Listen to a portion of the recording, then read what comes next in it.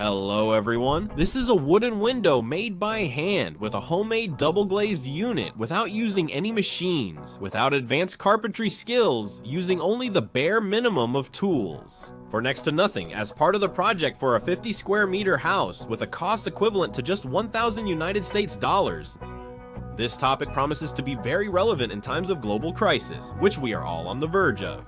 You can only implement this idea under strict limitations by using very cheap components.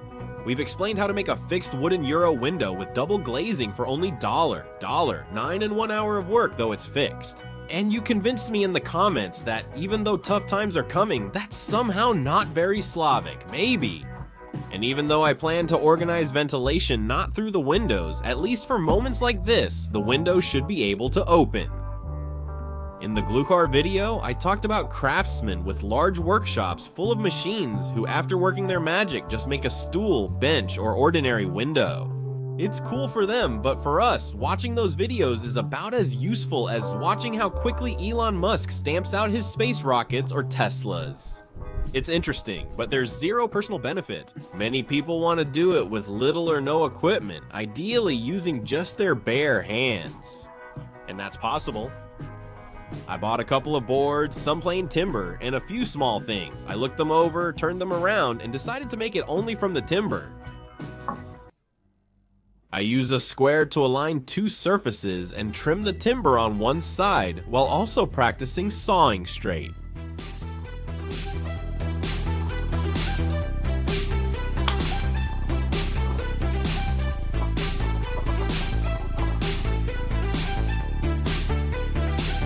Everything is under control, the material is completely ready, and right away I made my first mistake. I cut the workpiece exactly 10 centimeters too short.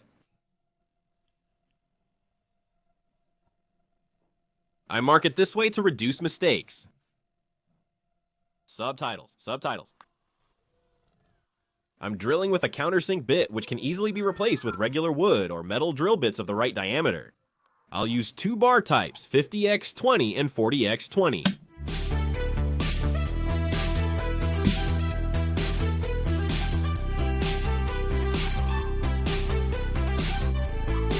I build the frame, boxes, and windows with 50x20 bars, then use 40x20 bars.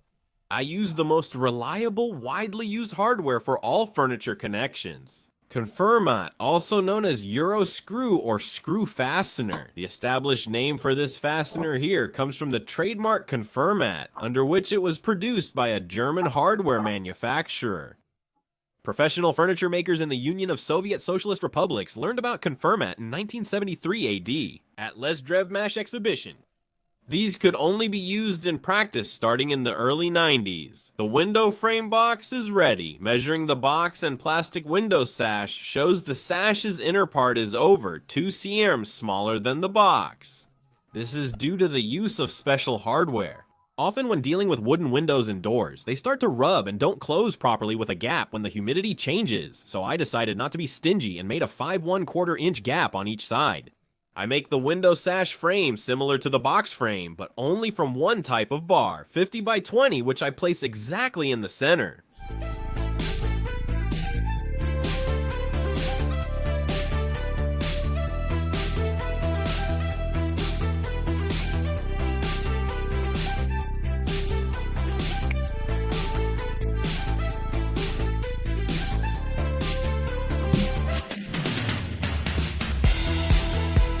So far, the corner's geometry is perfect. The box is straight, but the sash in this plane is slightly skewed. In general, it's a little crooked, but that's not a problem. I decided to use screw-in hinges, which should save me from the routine work with a chisel.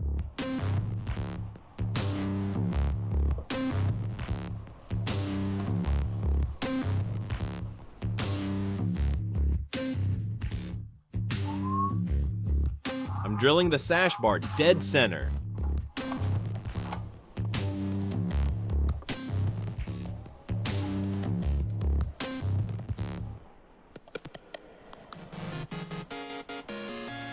After fitting and marking, I found the hinge holes in the frame are too close to the bar's edge, so I'm drilling at an angle toward its center.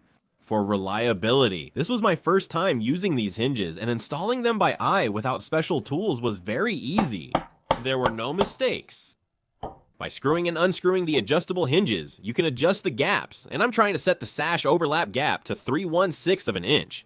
You'll understand why later.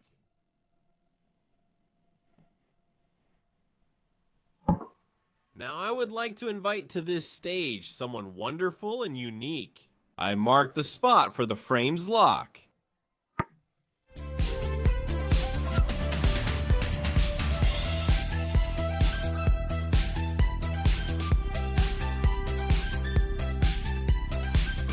I made a hole for it using only one drill.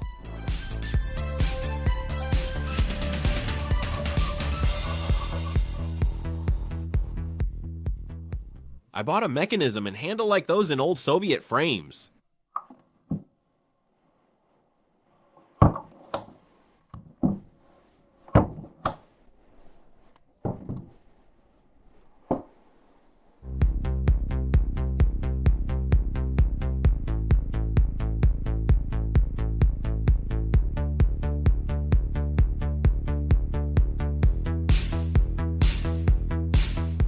I sand and round everything by hand. Someone probably wants to remind me, hey man, you ordered a sander on eCatalog, where is it? It was delivered to me already, 2 years ago. By the way, here are the ceremonial shots of the unboxing.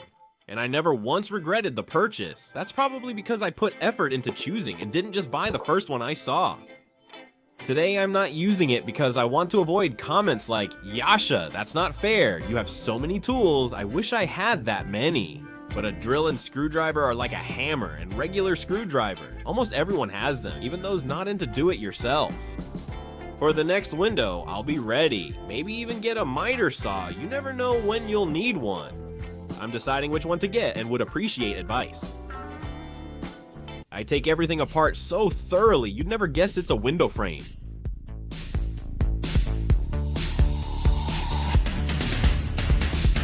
I coat all the blanks for protection and decoration. While it dries, I'm bracing for Yasha's critique, and the confirmant screwheads spoil the frame's look. I'm trying to do the same thing using scraps of timber, but with classic carpentry methods without a single nail. It's hard to do. You need a sharp chisel and guide, and I'm not happy with the result. Why do I feel machines aren't needed today? The era of do-it-yourself has long since arrived, and it's very different from Soviet times, when in the do-it-yourself store, at least in my hometown of Homel, they only sold a handful of defective lenses.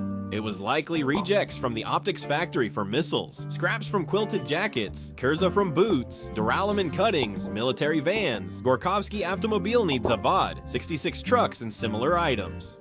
Maybe it was different in the capitals of the republics, but that's how it was for us. The Union of Soviet Socialist Republics had some positives, but its supply system was very poor. In those distant years marked by Soviet asceticism, true repeat offender DIYers were those who took something substantial from their workplace. During Soviet times, people usually only took what they needed and knew their limits. Unlike the 90s when whole factories, ships, trains, and pipelines were taken. These days, there's a huge variety of glues to choose from. I use the most affordable waterproof PVA glues. I immediately remove any excess that gets squeezed out.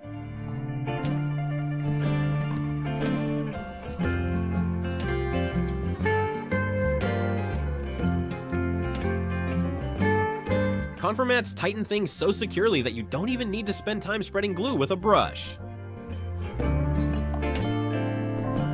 I clamp down one side with a clamp. While everything is still loose, I check that the diagonals are equal and then secure the other side. Let it dry, more to come.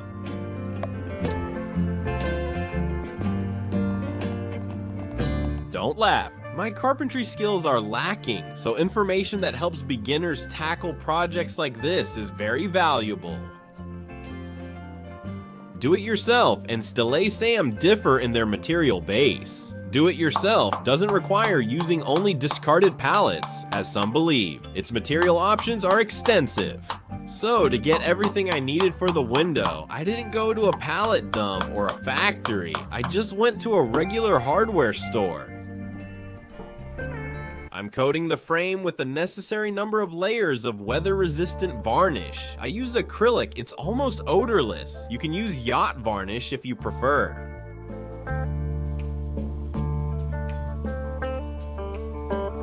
I'm assembling the window sash just like the frame. I degrease the glass and the area where the glass meets the sash. Then I apply clear silicone.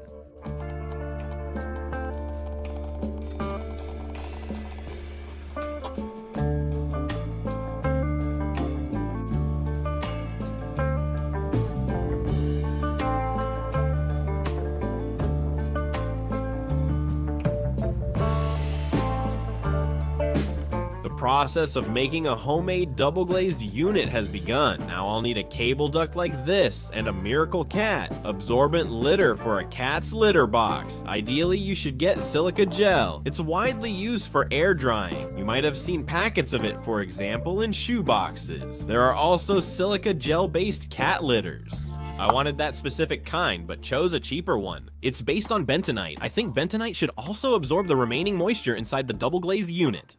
If you spot any errors in my conclusions, please comment. Bentonite is also used by winemakers to speed up the clarification of the must, so I definitely won't waste it. I'm sealing the ends of the cable duct with tape. Minor issue, the holes are too big or the filler too fine. I should have bought larger ones.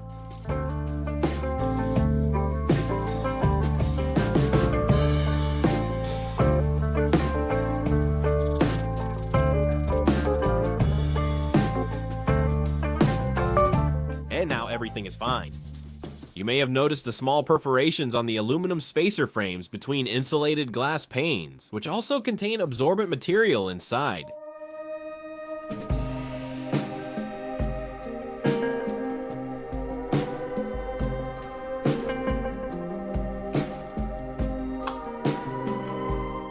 Who remembers my virtual miter box from the video about the fixed window? Now it's already a seasoned tool.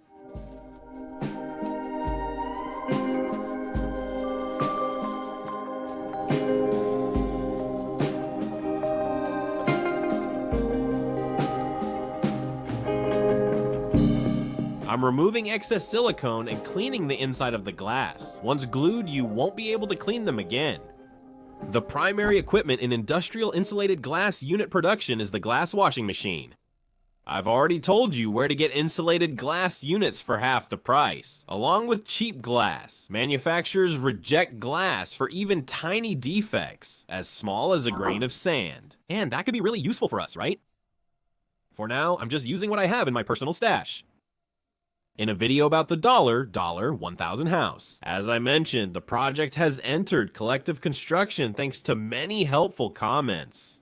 This window is also a product of collective thinking. Many commenters on the glue car video suggested using a wooden bar, gluing the glazing bead with silicone, applying quality protective coatings, and using reliable glue. I saw the idea of using spacer strips made from cable channels on YouTube from my own personal experience. Here, it's only possible to make a hole in the cable channel and use a cat litter box. And even then, it's not a fact that this has never been done before. Notice, everything was done without a chisel. I really hope that this video will be useful for those who want to get a window that is very easy to make and affordable in terms of cost. What about those of us who lack carpentry skills but still have the desire? The 8x10 glazing bead doesn't fully cover our double-glazed unit's spacer bars, so I replaced it with a 15x15 glazing bead. And I also bought this kind of wooden trim. I sanded everything down and painted it. I won't even bother calculating how much it cost. You can see for yourself that it's next to nothing. Nothing here is expensive. Our main cost is labor, but I don't include that. Gluing the bars and attaching the double-glazed unit made the sash perfectly straight. It doesn't need complicated and rigid carpentry joints at the corners. And so that real carpenters don't criticize me too much, since they consider conformat screw heads unacceptable, I glue the moldings with PVA and nail them with headless nails. At least on the front side of the window. After the first layer of varnish dries, you can also sand everything with very fine sandpaper. This will remove the grain that was raised by the varnish. An ordinary person definitely won't be able to tell that the window profile is glued and not made with a router on a serious machine. Also, when you screw and glue together beams that aren't perfectly straight, they become much straighter, and I think the chances of them warping become much lower. Glued-in glass adds full rigidity, while the frame's rigidity comes from its attachment to the house. Why was a gap needed in the door rebate? How do you replace a broken insulated glass unit? Building strong relationships can help keep your glass intact. If a stone breaks the glass, use a utility knife to cut the silicone, as I did when replacing the glazing bead, then reassemble the insulated glass unit. I shared a window photo in the channel's community as a video teaser and knew it would attract attention.